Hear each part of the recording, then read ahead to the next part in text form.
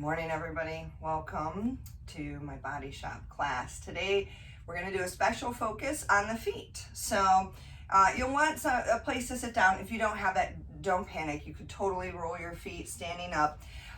You're going to want to grab a foam roller if you have one, a tennis or lacrosse ball. This is a great one to play around with if you've got any smaller diameter balls. And then we're going to need a little towel, like a hand towel is totally fine, or something that's a little bigger than a washcloth. A resistance band if you have one. Don't panic. If you don't have one around, not a big deal. You can do the exercises that I'm going to show, just moving your foot around. And for some of us, that's going to be enough of a challenge. If you are going to use this, when I'm using it, it's going to be low to the ground. So like you could anchor it around like a leg of a coffee table, something that's, really sturdy. So we're going to use that a little bit later. And let's see. I think that's it for right now. Oh, a yoga block or something similar to elevate one of the balls when we get there. So if like you have a textbook or something like that, or a phone book, they do deliver those every couple of years, and I'm always like, what's that? It's a phone book. Okay. All right, so we're going to start off by rolling our feet. So let's have a seat on the chair. I'll show you guys some of the tools that I'm going to use. So I've got a variety of different balls. Like, my tennis ball is going to be soft, squishy. It's the biggest diameter. It's going to be my most gentle tool out of these. Then I've got, my lacrosse ball, which is really firm, but still has a little bit of give. It's a smaller diameter than the tennis ball. This super bouncy ball, you can see, is about the same size. It's a tiny bit smaller than the lacrosse ball, but it's also softer, And then this little guy is awesome, like this little small one. These are just like kids' bouncy balls. Great for getting in between the smaller areas of the feet. So let's have a seat if you want to go there. I'm going to use my little guy because I've been working a lot on my feet, so this is going to be a good challenge for me. So I'm going to place this underneath one of my feet, and I'm going to lean in to apply pressure. Now, I mentioned if you don't have a chair, you can always do this standing. So that's, not a big deal at all. But if you're sitting, it's more than me pressing down in my foot. I'm actually leaning forward. I tell people you're kind of leaning forward to the point where you're almost ready to stand up, but you don't. And that's going to allow me to use my body weight rather than my leg muscles, which are going to fatigue. And I'm just moving around to different spots in this foot, holding a little bit of pressure in these different places. And, after I feel maybe it loosen up, relax, I move to a different spot. Now you can, when you are working on your feet, and this is really the only place I can think of that it's appropriate to roll, actually move around on your tissue, one of these smaller balls. So with your feet, you can roll forward. I honestly prefer just the sinking in. Where I always try to do this is when I'm sitting on the couch, watching TV or whatever it is that you're doing. I am using one of these just subconsciously, almost constantly. When I started doing that every day, what a difference I saw. Not just in my feet, but honestly in my body. So let's switch to the other foot. And I want you to notice if there's any difference in the way that they feel. We're going to check out something on our feet after this. I should have done it first, but that's okay. You'll still be able to see. Maybe your tender spots are in different areas. If you've got, let's see, get a little foot model. Okay. So if you're working on the bottom of the feet, there's a couple of areas that you can really try to focus on. One would be this area kind of centrally. And especially for me, I really like just that holding pressure. And this is getting kind of at the center of your plantar fascia. So the connective tissue that's on the bottom of the foot. So those of you guys with plantar fasciitis, just foot pain in general, foot cramp, it's a great spot to go. If you get that kind of foot cramping, you guys know what I'm talking about, that little Charlie horse, or it feels like things are like crawling or pulling on your foot. That's usually some of your muscle attachments right here in the arch. Can feel kind of chunky, lumpy. That's a great area to get into if you've got foot cramps there and, even a little bit there. And then for those with ankle pain, I love to get more kind of close to that little nook on the inside edge of your ankle. I don't like rolling on the bottom of my heel. There's nothing wrong with doing it. I don't feel like I feel benefit. It just kind of feels uncomfortable to me. So those are some areas to focus. How's that foot feeling? Good? Okay, we're gonna actually stand up and we're gonna check something out on our feet. So, great way, before I forget to mention this, to roll the feet as well is with a sock on. This is milk in it that's frozen, but a frozen water bottle. And I especially like these guys, you know, that have the textures or the different shapes. Just fill it about 3/4 of the way full, pop it in your freezer, and you've got like a foot massager and icer. You know, it's the best way to get into our feet for icing. Icing is great for reducing inflammation. It's terrible. You soak your foot in like an ice bath, like really ice cold water with ice in there. It's pretty excruciating. After about 2 minutes, your feet go numb. But if you're not willing to do that, that's a great second best. Okay, so what we're gonna do here is I'm gonna have you guys explore your arches. I'm gonna come way, way back. So I want you to just stand with your feet underneath your hips. You know, nothing too exciting about that. Just standing in place. Maybe you move your feet around, wiggle around until you kind of find what's a neutral position for you. Now the next part of this is about kind of keeping that same pressure in the feet that you have right now. So some of us are going to be flexible enough to keep the knees straight and, you know, not get a lot of strain through the back and the hamstrings. Some of you guys are going to have to bend your knees, and that's totally fine. So now what I want you to do is bend your knees as much as you need to reach forward, but again, keep even weight in those feet.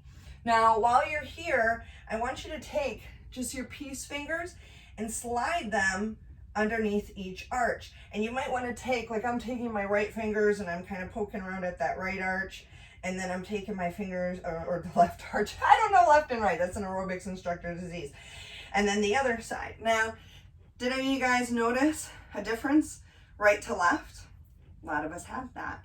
How much space you have under here can tell you a lot about your arches and your foot. You should have a little bit of space to get, maybe for most of us, about this first finger joint underneath there. Some of us are just going to be like, what are you talking about? You have fallen arches, right? You might have one on one side, one on the other. Anybody have feet that are two different sizes?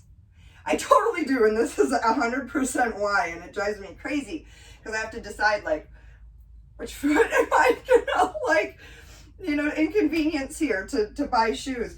So somebody does not get the good deal. So if you have two different size feet, chances are the highest that your bones weren't actually made different lengths, but your arch fell. So my fallen arch foot is the one that's about a half size bigger than the other one, right? So if you can think about this, if I'm an arch and then I collapse, I'm gonna stretch out, lengthen out. It's not a good thing.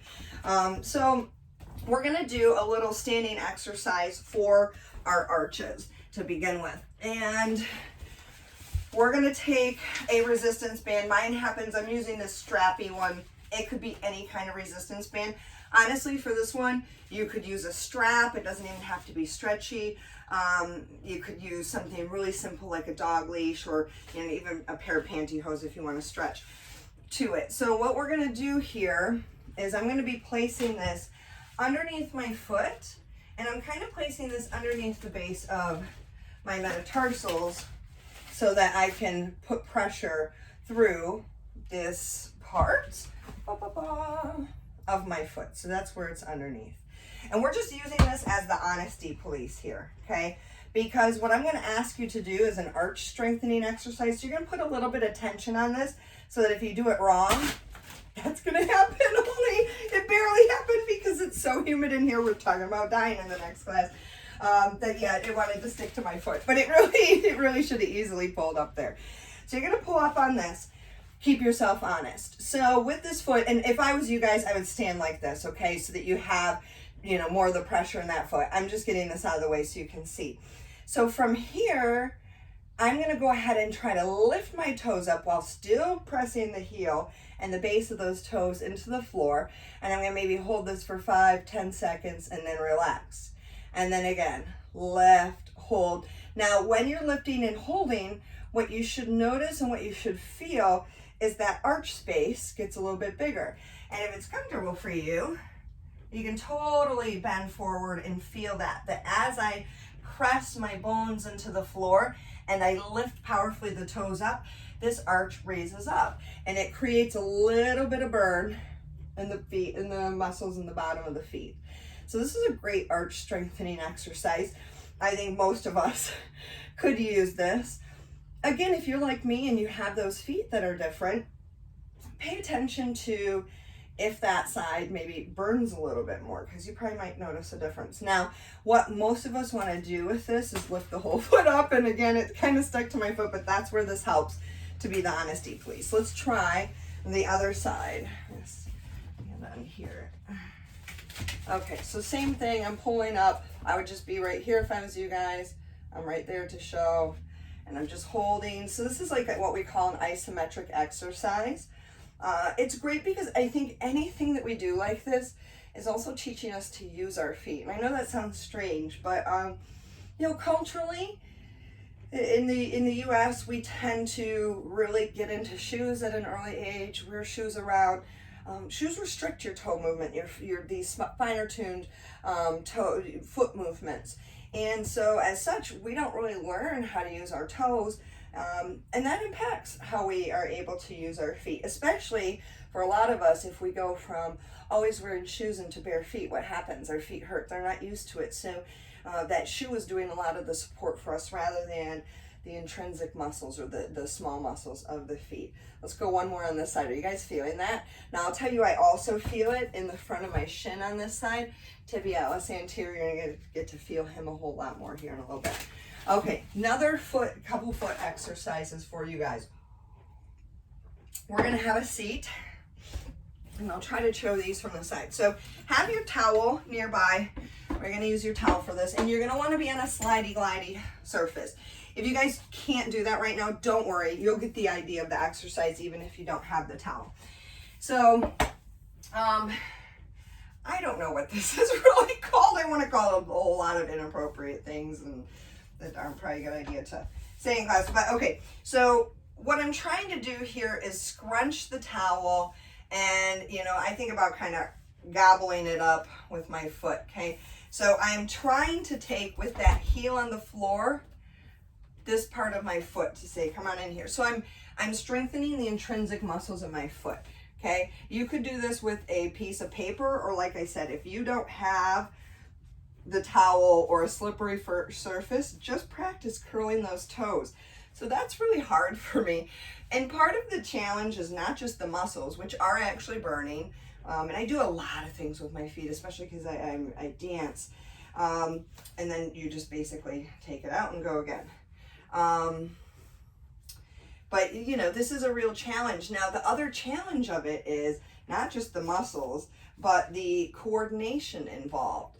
And so a lot of you probably are having this thing where you're like, how do I even do that? How do I even reach and grab with the toes? Practice. So this is where you can just do it even without a target to bring in. Let's try it on the other side. See how that feels. You could, I guess, for this one, you could probably do it standing up. One thing you could do is, you know how we put that resistance band underneath the big toe for honesty? You could do it underneath the heel for honesty, because that's what we want to do, is not lift that heel up. So right now with this and the last one that we did, we are working what we call the intrinsic muscles of the feet, which you will just work more naturally when you're working in bare feet. So a lot of you guys have probably taken a yoga class and felt that, right? When they're making you do all that standing in your bare feet and you're wobbling around and your feet are trying to grip, or maybe they're talking about using your feet on the floor and your feet start kind of burning, right? That's these muscles working. But it's important to recognize that most of the big movements of the foot don't actually come from those little intrinsic foot muscles or intrinsic living in the foot. Let's go just a little bit more. And again, if you don't have the towel, you can do just like this to get the idea of pressing the heel into the floor. So most of this movement now in my toes is actually coming from muscles that are further up. So most of the movements that we get in the ankle and the big movements in the feet come from our calf. And if you don't believe that, just go ahead and wiggle your foot around here and you're going to feel that. You know, all these muscles are changing as I'm doing that. If you think about it, like this is a lot of movement. It takes these big muscles to do that. So if all the muscles that control the foot were down in the foot, we'd be walking around on like a giant quad. So instead, I think about our foot as like a marionette puppet, right? It's got these muscles. These are like the strings coming down, and literally the strings are the tendons wrap around here. So there's a lot of motion that happens because of those muscles, which are different than the intrinsic muscles of the feet for you. All right, so how's that feeling, guys? Good stuff? Let's get a little bit into, let me show you one more called toe yoga. So this one is all about coordination, and this is a really hard one for a lot of people. Again, I could use my strap here as well too. So what I'm going to try to do is keep, you remember where we had it, that first one? Keep that base of the toes kind of pressed into the ground and just move my toes. Look at these ones are trying to help. They're like, go on, little buddy. And what I'm trying to do right now, and I'm marginal at this one, is lifting just the big toe. You may or may not be able to see that. And then I can play around with keeping the big toe down, lifting the small toes. Believe it or not, I'm trying desperately to become this person, but I know like a lot of yoga teachers who can move each of them separately. Okay, so that's a possibility. Some of you guys at home are like, probably like, how do I even do that? That's okay. This one is about learning how to use those as much as strengthening the muscles that do move them. I think it's more of a learning issue than anything else. So I put pressure there too, practicing lifting and lowering them. You might feel that arch stuff that we did earlier. And again, like right there, I was leaning way more here. So I just evened the pressure. And so now let's try the big toe. Wow, this is not my smart foot, apparently. This is my foot that gives me problems. So all these things that we're doing are great for heel pain, heel bursitis, plantar fasciitis, foot cramping. These are great things for our ankles. Some of the stuff we're going to get into with our calf can help with the knees. And try just moving the toes. And again, like for me, I was trying to move the toes like this, right? So I'm like, no, buddy. Oh, he can't really. He struggles on this side. Isn't that amazing? How the connection is so different. You know, it makes sense in the hands a little more, right? But it's apparently my non-dominant foot. Okay, so get those toes a little, and we're gonna finish with a little stretch at the very end. So, but let's get into our calves. They are the driving force behind these feet and these ankles like we talked about. So we're gonna get down on the ground and we're gonna roll the two tight, two strong ones, and that would be our calves. So have your yoga block or your book or whatever handy. Have a ball handy. I'm gonna use a lacrosse ball. And then we use my tiger ball a little bit, show you guys that. And then a roller. So let's start off with rolling through this muscle. Most of us for our calves are gonna have to slide one foot over the other for extra weight.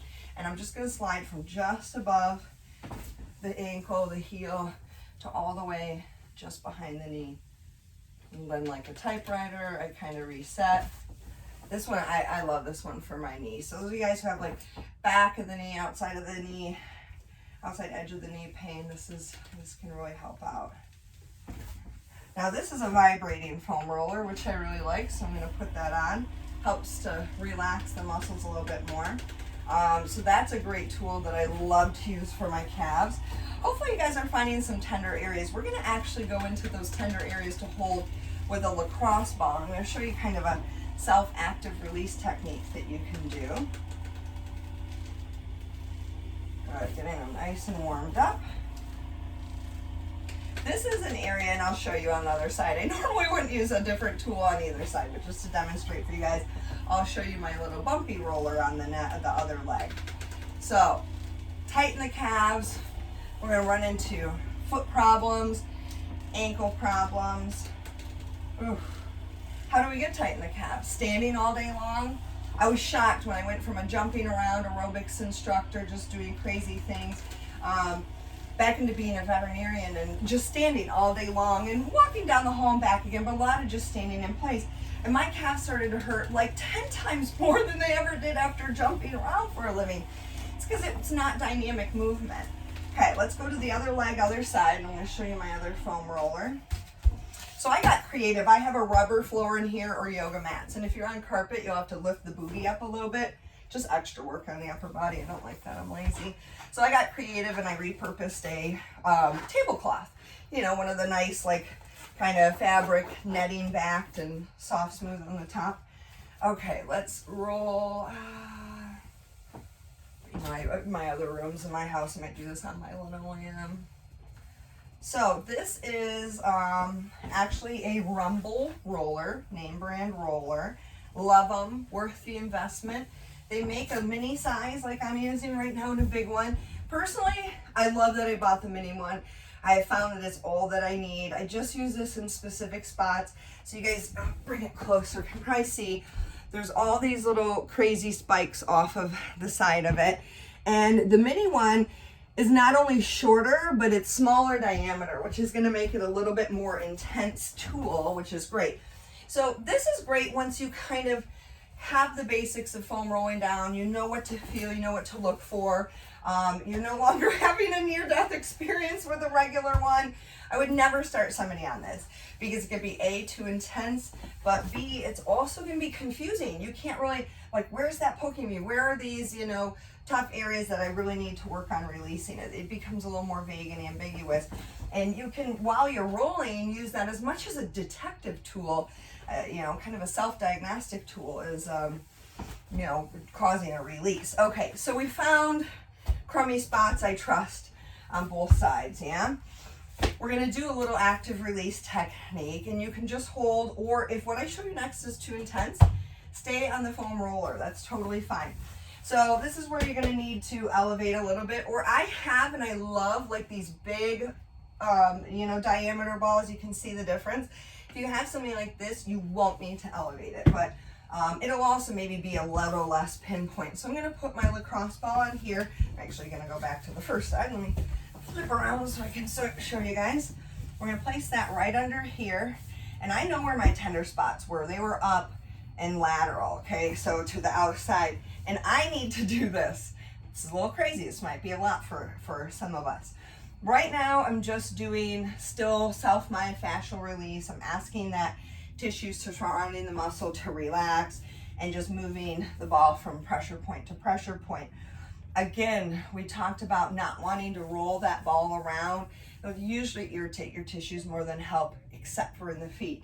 So now our active release technique, for those of you guys who are still hanging in there and saying, I want more, I'm gonna have a relaxed foot and ankle. I'm gonna put pressure into the back of the calf with it relaxed, and then I'm gonna go as hard as I can. Move to a different spot, relax, pin with pressure, lift to stretch. New spot, relax the ankle, pressure. So I'm pinning. So I don't want to put pressure here because my muscle's already shortened. I want to have the longer muscle, the pressure to kind of pin it into place, and then the pull. And I'm going all the way down just to kind of show you guys, but you could stick in just those trouble spots, just moving around, or I can do the same spot twice, but I have to lengthen and then stretch. Okay, that should have felt pretty crummy. We're gonna do the same thing on the other side. Should always be able to breathe into this though. So I don't wanna be, you know, clenching. And well, I'm not going to do that yet. So I am choosing to loosen these up. You could feel free to go right into the active release technique. You wouldn't even have to do this kind of stuff. You could just go straight into the active release technique. That would be totally, totally fine. You wouldn't even have to necessarily foam roll first. The right option varies from person to person. So if you're, you know, newer to foam rolling, I would always start with that gentler thing, with that actual foam roller. But those of you guys who have kind of worked through the basic tissue and the tissue's pretty healthy, you could jump right in with your 5 minutes a day of maintenance time and go right into this active release technique. Let's get one more spot. Ooh. This stuff is awesome for the ankles, okay? Any of this, if you guys with ankle problems, whether it's a sprain you did yesterday or 20 years ago, your body remembers it. Okay, so it should feel kind of nicely pulverized. I'm gonna show you guys the ankle strengthening exercises. We're not gonna go through a whole lot of reps, so I want you to do more of these at home if you're trying to strengthen. So mine might be kind of a little imaginary. So mine actually has this little loop and I'm anchored to something. If you have a TheraBand, just tie a little loop in the end. And I'm gonna put that over my foot. And I wanna get so that I have resistance on it when my ankle is flexed.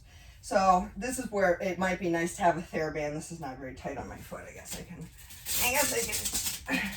use it the way it's been intended. A little bit of, okay. So I've got that at the end of my foot, my toes, and I'm gonna flex and point. And the pointing back is just a relaxing. Now, again, I'm keeping that leg pressed into the floor, and where we're working here is the top of the shin. I have the knee all the way extended.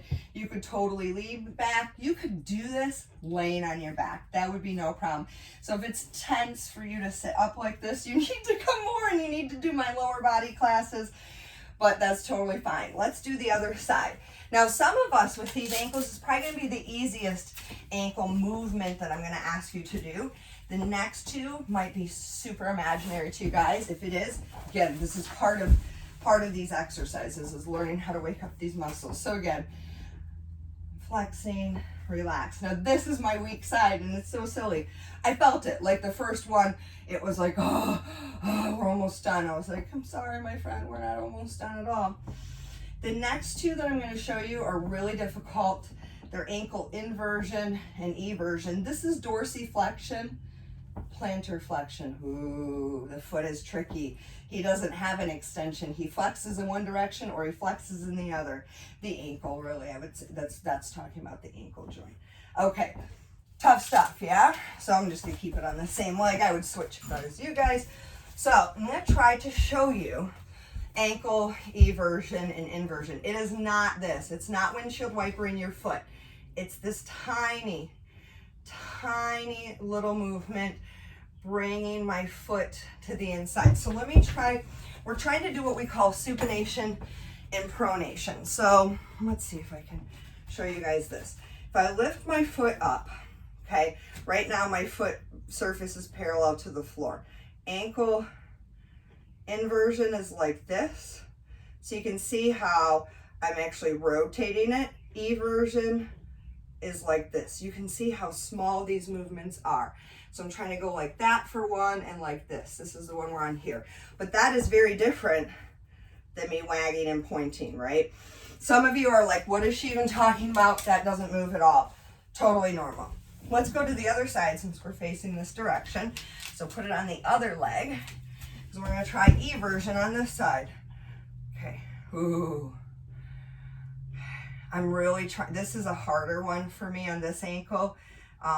This ankle has been sprained. Poor guy, he doesn't have very many ligaments left to stand on, literally. So he's really weak in these proneals. If you're somebody who tends these outside leg ones, which is what we're working now with this eversion. If you're somebody who tends to roll your ankle, how do we roll our ankle? It's here, right? So that means these muscles that get us back to neutral and even here are weaker. So let's try the same thing on the other side of the legs. You can actually just keep it on there, make our life easy. And I'm gonna go to the other side and do ankle inversion on this one. So it's called, when we're dealing with the hand, similar movement, I guess that's coming from the elbow, supination, pronation, where we're palm up, palm down. It's almost what we're trying to do here, but obviously we don't have the movement, the mechanical ability to do that. Let's go to the other leg, other side. So now we're gonna be doing eversion. And these are the ones that I was saying, like, if this is super tricky to you and you're like, what the garbage is going on here? What am I supposed to be doing? Do this without any resistance band at all. Just teaching yourself the movement to begin with. And again, I'm just going to neutral and then to the, I'll say to the side. But it's a movement, those of you guys who are dancers, it's a movement like where we're trying to put the weight on the inside edge of our foot, okay? Or it's the movement when you're getting ready to sprain your ankle. So let's go ahead and step that nonsense. We're gonna finish with some calf stretches here.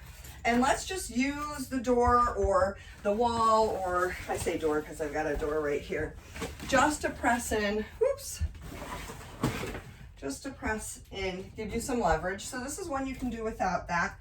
And we're gonna start with that, and the knee straight. So right now, I'm really pushing into the floor. This leg, you can see, doesn't have any weight on it at all. And it's this back leg that I'm really feeling the stretch in. So I'm gonna hold this for 30 seconds. And then I'm gonna show you guys a nice dynamic stretch we can do for our calves. And then let's switch sides. So you should feel this up the entire back of the leg. So one of my favorite places to ways to dynamically stretch my calves that I love is in our downward facing dog for yoga. So if that doesn't work for you, just stay at the wall, repeating both of those.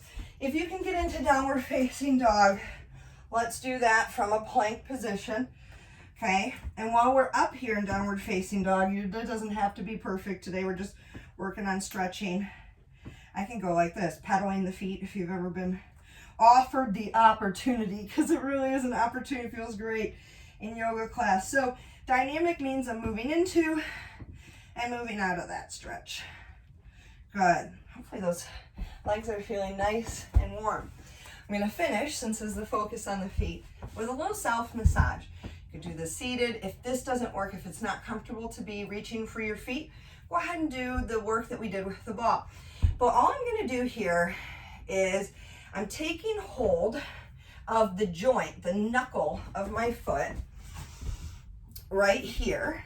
Let's see if I can do this balancing. And the knuckle of the next foot, and then relaxing my foot. I'm kind of pulling with distracting forces. So I'm pulling up from the bottom of this hand, and then I'm pushing down with that bottom of that hand, creating some wiggle. And then I'm going to move to the next two. So thumb on the knuckle, thumb on the knuckle. By the knuckle, I mean the part of our toes that are attaching to those foot bones, the metatarsals. And I'm going to just go through those. I'm proud of myself. My balance is improving. That was not easy. And then go to the next one. I love this one for creating some mobility in between those metatarsal bones. God, that's great for the ankles, great for the feet. Let's go to the other side. So this is one I just love doing this on clients. You're really stretching that tissue, creating more mobility. Our feet, again, they get frozen being in those shoes. So some other cultures, they don't wear shoes that often, and their feet just strengthen and form in a different way. I had one girl who was studying psychology, and she was talking about, and it really is true, she said, it's the foot binding of the West, wearing these shoes all the time. Make sure you're moving all the way down there. And it really is, it molds our foot into that shape, maybe not physically, but strength-wise, flexibility-wise, right? We're not doing those complex movements. So work your way towards barefoot walking as well, too. So let's check out those feet. They should hopefully be feeling awesome. Before I let you guys go, I want to show you one of my other favorite products. So this is a product called Yoga Toes, okay? And they're kind of made out of like silicone jelly. It works very similar to the things that we use to put in between our toes for a pedicure. So I would normally put on some lotion for this, but you're basically going to be dropping this down in between your toes, kind of like so. Now if I had lotion on, I'd be able to get that down in there a little bit deeper. You can find these on Amazon.com. Those of you guys who are in the Michigan area, this is actually created by a guy, I think it's a guy in Ann Arbor. So you can see how that's spacing my toes out. I'll put these on when I'm watching TV. You can put them on and walk around the house. And it's incredible how intense it is. If you're somebody, and I saw this all the time with being a massage therapist, whose toes are changing lanes, okay, they're starting to cross each other, this is awesome for you. So like bunions, things like that, foot arthritis. So I hope that helps you guys. Worth the investment. They are not cheap. I think it was like 35 bucks or something, but totally worth the investment. You start slow, maybe 5-10 minutes. I sometimes leave them on for an hour or two. I know somebody who leaves them on overnight. No thanks, but. Would those be helpful for plantar fasciitis? Very helpful for plantar fasciitis. That was the question. Would it be helpful for plantar fasciitis? Absolutely. Any of those ankle foot problems. And if you have foot problems or like those exercises of like, how do I move those toes separate? You're probably going to get a lot of intensity with this at first. but over time it'll get less and less and less. So yeah, highly recommend them. They have these purple ones with jewels. They're called with jewels. This is the original version. I like this better. The jewel ones I think are a little bit more intense. So check it out. Worthwhile investments, all these things. At the very least, I hope you keep a lacrosse ball hanging out by your couch from now on. You guys have a great day. Thank you for coming in and investing in your body. A little bit. I'm gonna go change.